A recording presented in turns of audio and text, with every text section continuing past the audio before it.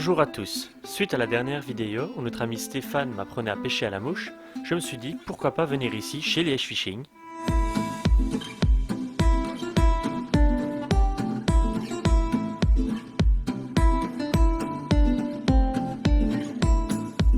afin d'apprendre à réaliser moi-même une mouche. Car ici, il y a notre ami Max qui s'y connaît pas mal, donc on va lui demander, voir s'il peut m'apprendre comment faire une mouche et quel matériel j'aurai besoin pour réaliser ce travail. Voilà, je suis donc avec Max, bonjour. Bonjour. Donc je suis venu trouver Max ici qui travaille dans le magasin Liège Fishing pour une bonne raison, parce que tu es spécialisé dans le rayon mouche, c'est ton domaine. Oui, c'est bien ça. Moi, je travaille ici depuis 3 ans. La mouche, ça a toujours été ma passion. J'ai grandi là-dedans depuis tout petit.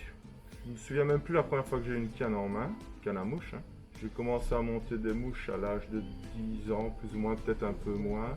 Maintenant, j'ai 30 ans. Donc, j'estime que j'ai déjà j'ai 20 ans d'expérience. À raison depuis 15 ans, au minimum 2 fois par semaine. Donc, c'est quand même pas mal. En plus, je fais de la compétition maintenant depuis quasi une dizaine d'années. Et ces derniers temps, ça m'a pas trop mal réussi dans le sens où j'ai commencé quand même à faire quelques résultats. Pas en individuel, mais en équipe. Donc c'est déjà un bon début. Et je fais la compétition surtout pour rencontrer mes camarades que je vois pas tous les jours. Donc moi, je fais ça sur un principe d'amusement et d'amitié avec mes amis. Et j'estime que la pêche, c'est d'abord ça, c'est un moment de plaisir à partager avec ses compagnons de pêche, je vais dire. Merci pour ce beau message déjà. J'aimerais bien fabriquer mes mouches moi-même, sauf que je n'ai rien du tout, je n'ai aucun matériel ni la technique. Donc si dans un premier temps tu pouvais me montrer l'indispensable, ce qu'il me faut pour apprendre à faire ma mouche moi-même, et ensuite si tu peux faire un petit tutoriel pour que je sache la faire. Avec plaisir, on va faire ça. Donc on va commencer déjà par te montrer ce que c'est un étau. Hein. Donc tu vas venir avec moi. Voilà les étaux, je vais le montrer. Comme c'est pour un débutant, je vais montrer l'étau entrée de gamme. Parce que quand on est débutant, on met jamais des prix exorbitants pour un étau un peu plus sophistiqué, je vais dire. Donc on va faire ça pour commencer. Donc voilà, c'est ceci, c'est une imitation d'étau Régal. Je vais te montrer là-bas à quoi ça ressemble. Donc voilà, j'en ai pris un qui était déjà déballé, comme ceci. C'est un étau tout ce qu'il y a de plus classique, avec un ressort. Donc on l'ouvre ici, on y dépose l'hameçon là, on referme et c'est tout. Il faut la base qui est un porte-bobine. Donc un porte-bobine. Ici je prends un stone faux avec une céramique pleine de haut en bas, ce qui est vraiment important. Car quand on prend vraiment le basique de chez Basic, il est en métal. Et dans le tube, il y a souvent des morceaux de métaux qui dépassent, ce qui coupe le fil. Ici, avec ceci, on n'a pas ce problème-là. Ensuite, il faut un whip finish. Voilà, ici, c'est un whip finish aussi basique. Maintenant, on peut monter en gamme. Des ciseaux, c'est quand même une base. Toujours en avoir. Un ciseau assez fin et assez précis pour couper proprement tout ce qui est poil ou fil qui dépasse quand on monte la mouche. Une cyanolite qui est une super glue, on va dire, et un vernis, l'un ou l'autre ou les deux. Moi, de plus en plus, je travaille avec une cyanolite car c'est beaucoup plus costaud. Il y a une multitude de bobines de fils différents pour faire des mouches. Maintenant, le plus important à avoir pour moi, c'est un 8x0 noir, comme ceci, qui est assez classique. C'est le passe-partout, on va dire, pour monter des mouches. Donc en gros, ici, comme tu m'as demandé, on est sur une mouche sèche. Oui, c'est ça. Je vais prendre un hameçon qui est une grosse référence par chez nous. C'est un Anax 130 BL, Dry Fly, en taille 14. Voilà, comme ceci. Je vais prendre le matériel de base pour monter les mouches qui seront du cervidé, du cul de canard, un kill et un dubbing. Donc je ne vais pas prendre beaucoup de choses et vous allez voir qu'on peut déjà faire des mouches avec un petit peu de matériel. La mouche qu'on va présenter aujourd'hui, c'est une Baitis rhodani.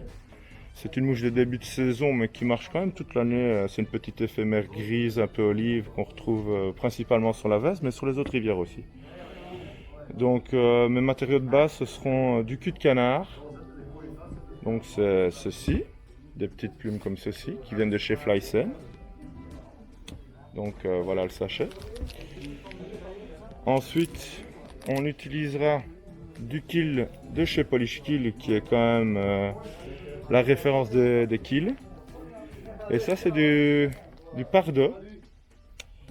C'est des plumes de coq sélectionnées qui viennent des Pyrénées espagnoles, de chez Marc Van de Vliet, pour ne pas citer son nom, qui sont pour moi les plus belles plumes de Pardo qu'on retrouve sur le marché.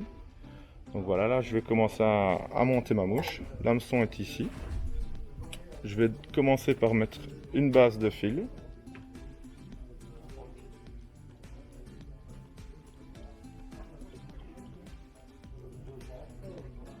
Donc voilà, je recoupe l'excédent ici. Donc voilà, je vais utiliser mon Pardo. Je vais enlever quelques fibres. Voilà, comme ceci, pour faire mes cercles. Mon repère à moi, c'est plus ou moins un tiers de la longueur de la mouche. Un tiers de la longueur de la longueur de l'hameçon. Donc voilà, je tiens ici dans la main mes cercles. Je fais 2 tours creux. Voilà. Et puis après, je les enroule. Si vous estimez qu'ils sont trop longs, vous pouvez retirer un petit peu au-dessus pour tricher. Voilà, là ils ont une bonne longueur. Donc j'enroule jusqu'à la tête. Je recoupe l'excédent. Voilà. Et ici, je vais préparer mon cul de canard. La base, on l'enlève toujours. Ici, je vais ouvrir ma plume de cul de canard comme ceci pour avoir plus facile à la travailler.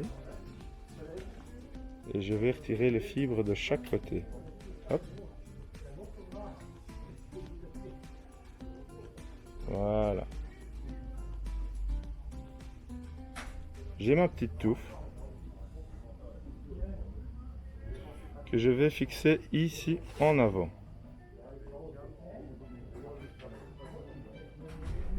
Deux tours morts, une fois de plus. Hop. Voilà. Je laisse toujours un petit espace ici de plus ou moins 1 mm pour pouvoir retravailler ma mouche par la suite.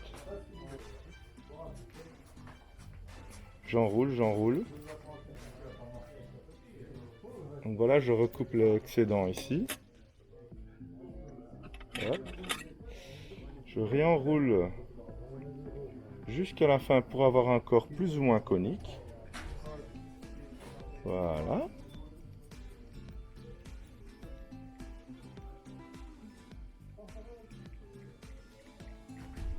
Ici, je vais prendre le kill de chez Polish Kill. Je suis un peu difficile, donc je choisis quand même le kill que j'aime bien pour ce type de mouche.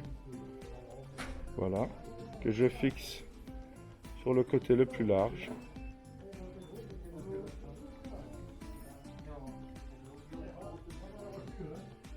Voilà.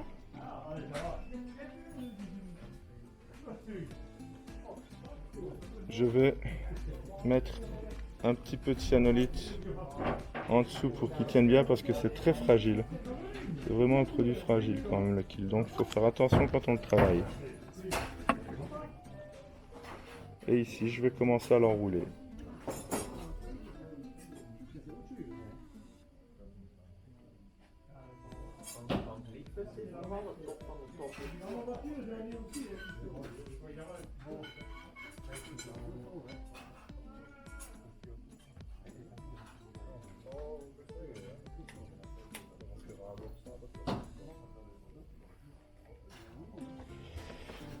Je vais y faire des ailes.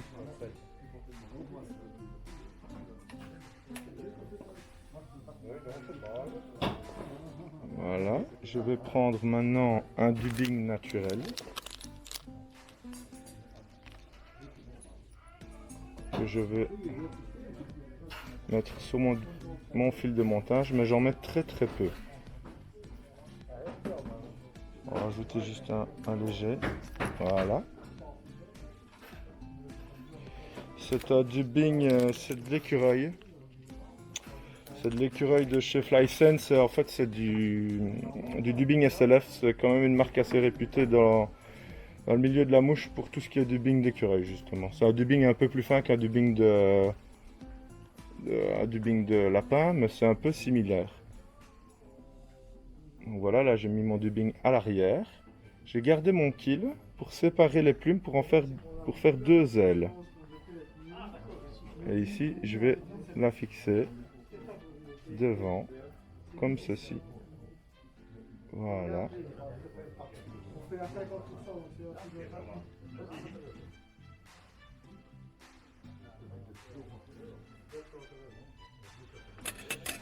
Je recoupe la fin du kill. Hop. Je remets un tout petit peu de dubbing en tête. Vraiment léger. Voilà.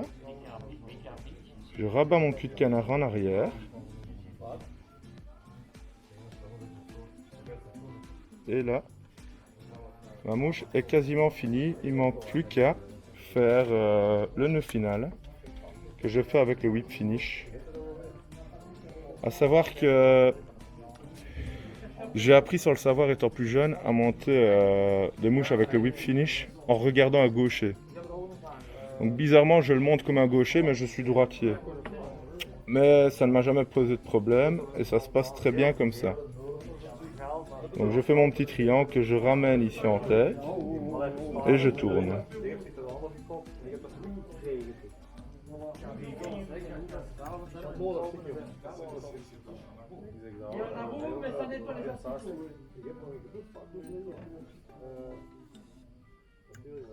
Voilà, ma mouche est quasiment finie. Je vais juste recouper le surplus des plumes.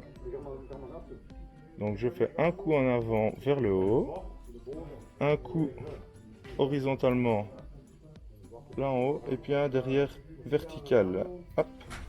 Et ma mouche est faite. Donc voilà, la Bahiti c'est fini.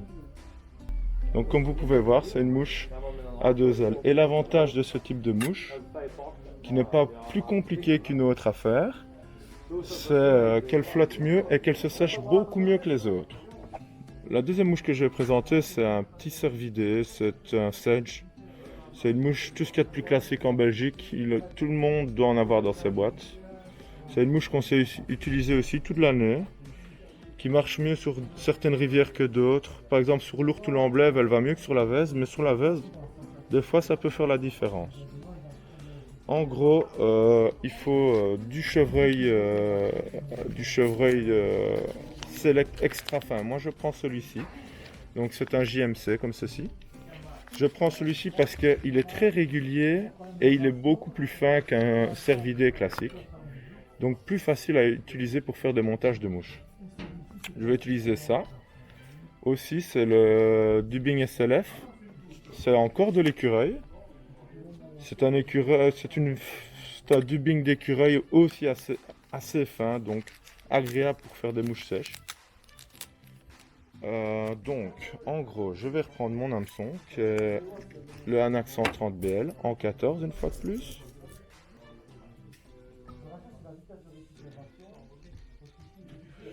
Je remets du fil sur tout le corps.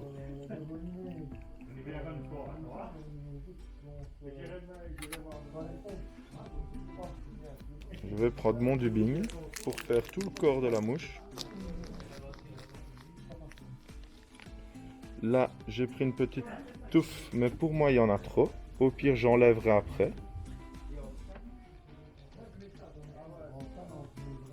Donc, pour le déposer sur le fil, vous mettez la touffe dans votre main et puis vous l'enroulez sur le fil. Et au final, ça va se fixer facilement. Hop. Voilà. On enroule en spire jointive. Spire jointive, c'est des spires qui sont une à côté de l'autre. Donc quand j'enroule toujours parallèlement à l'enroulement précédent, je vais dire.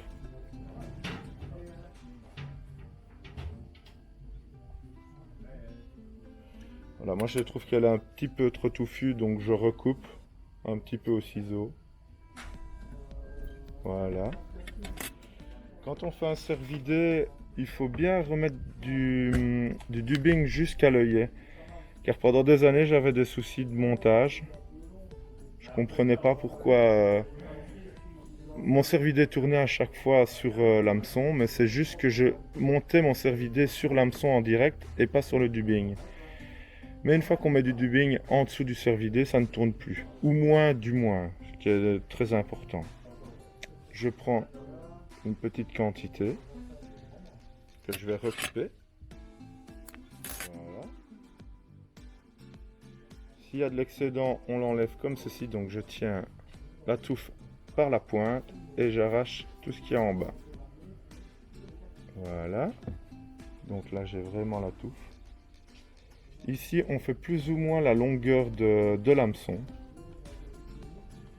Je la tiens et je vais la fixer en faisant quelques tours morts parce que sinon le cervidé risque de couper.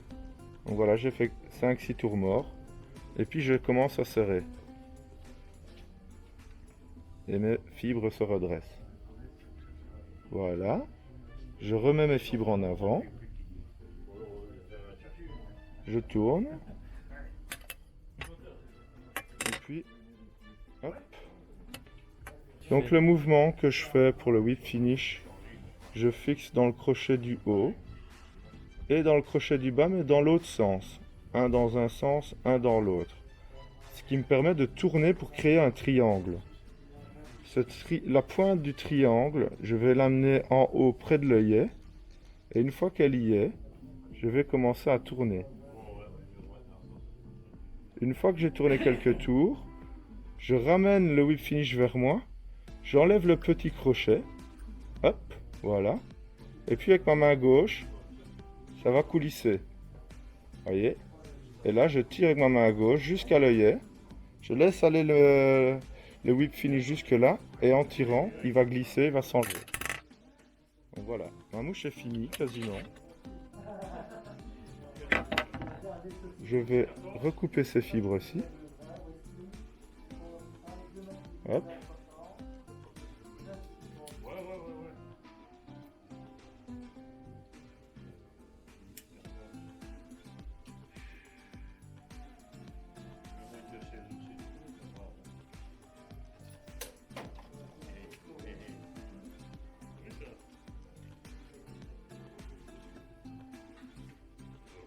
C'est un peu comme faire de la coiffure au final. Regarde, ma mouche est finie. Je vais aller y mettre juste un petit point de colle en dessous.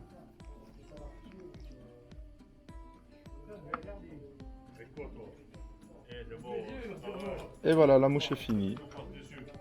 Donc c'est assez basique, mais ça marche bien. C'est une mouche qui n'a plus à faire ses preuves. Voilà, maintenant j'ai le matériel, il ne reste plus qu'à m'entraîner. Ça m'a pris donc à faire 2 mouches qui seraient adaptées à ma pêche. C'est très bien, je te remercie déjà. Et je vous invite, n'hésitez pas, si vous passez dans l'environ de Liège, de venir ici, trouver Max dans le magasin Liège Fishing, parce qu'il y a vraiment un grand rayon et on voit vraiment que tu es passionné par ce que tu fais. C'est toujours intéressant d'avoir tes avis. J'ai envie de dire bonne merde. Ouais. Les débutants, il y en a qui comprennent tout de suite, il y en a qui sont un peu plus durs. Mais en général, ils sont quand même motivés. Mais je demande quand même beaucoup de revenir avec leur création au magasin parce que un débutant, il va aller dans tous les sens, mais c'est pas un bon plan. Il vaut mieux faire 5 ou 10 fois le même modèle que de faire un modèle, puis un autre, puis un autre. Au moins, ça permet d'être régulier. Et dans le montage de mouches, ce qui est vraiment important, c'est la régularité de montage. Donc c'est faire 10 mouches, mais 10 mouches les mêmes. Je te remercie encore une fois pour m'avoir transmis ton savoir. Je vais m'entraîner. Donc j'espère que ces suites de 2 vidéos vous aura plu, qu'elles auront été instructives, que vous aurez pu peut-être apprendre à pêcher, peut-être apprendre à faire des mouches avec ici Max. Et moi, il y aura une vidéo prochainement quand je me serai un peu entraîné et que j'aurai mes propres mouches pour un peu mettre en pratique tout ce que j'ai appris, voir si j'arriverai à sortir mon premier poisson à la mouche parce que je n'en ai pas encore sorti. Mais ça viendra. J'espère que la vidéo vous aura plu. Si c'est le cas, n'hésitez pas à vous abonner si ce n'est déjà fait, à nous le dire en commentaire. On répond à tous les commentaires. à laisser un petit like pour qu'on sache que la vidéo vous a plu. N'hésitez pas à nous suivre aussi sur les différents réseaux sociaux, Instagram, Fishfinder, Facebook. Et moi je vous dis à la prochaine au bord de l'eau.